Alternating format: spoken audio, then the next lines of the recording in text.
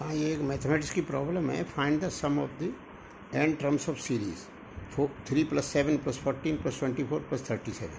अब इस सीरीज़ को ध्यान से देखो कि जो है दो सक्सेसिव टर्म्स का जो डिफरेंस वो क्या है।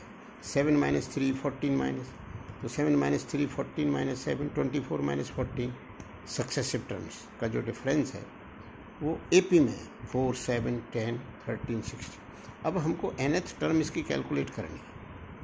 तो nth टर्म में क्या है कि इस तरह की n-1 टर्म सेट कर दो। अब ये सारी जो हैं वो एपी में, और किस में ऐड कर दो? 3 में यदि 4 ऐड कर देंगे तो ये आ जाएगा। फिर 3 में यदि अपन 4 + 7 ऐड कर देंगे तो थर्ड टर्म आ जाएगी। 3 में यदि अपन 4 + 7 + 10 ऐड कर देंगे तो ये टर्म आ जाएगी। 4 + 7 + 10 21 होता है, 21 + 3 24 होता है। इसका मतलब ये जो टर्म्स हैं इन ऐसी n-1 टर्म्स ऐड कर दीजिए 3 में, तो tn टर्म आ जाएगी। अब ये टर्म्स एपी में, तो एपी के सम का फार्मूला अपने को आता ही है।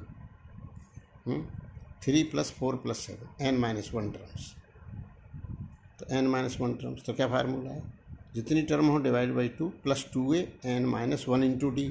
अब यहाँ पर n टर्म हो तो n-1 आता।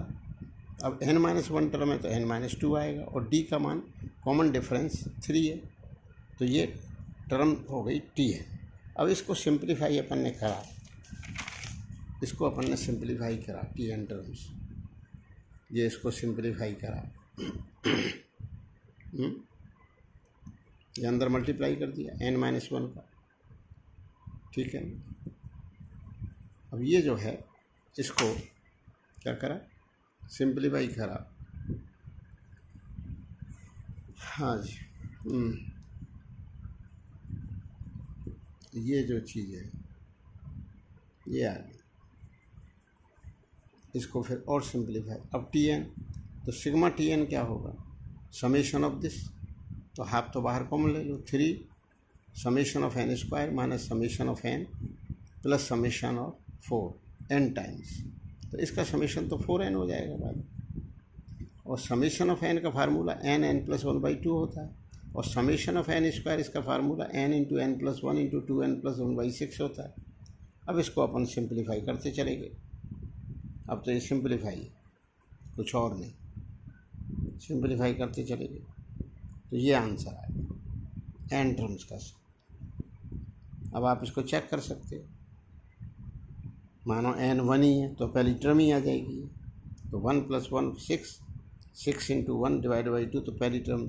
अब मानो n 2 है तो 2 टर्म का सम है, तो अब 2 टर्म क्या क्या थी? 3 थी और 7 थी, तो ये n = 2 पुट करने पर ये 10 आना चाहिए। तो आप देख लो 4 + 2 + 4, और यहाँ 2/2 1 हो गया। 4 + 2 + 4 10 ही, क्योंकि पहली टर्म 3 है, दूसरी टर्म 7 है, तो 2 टर्म का सम 10 आना चाहिए, तो 10 आ रहा है। तो ये इस तरह की प्रॉब्लम थी।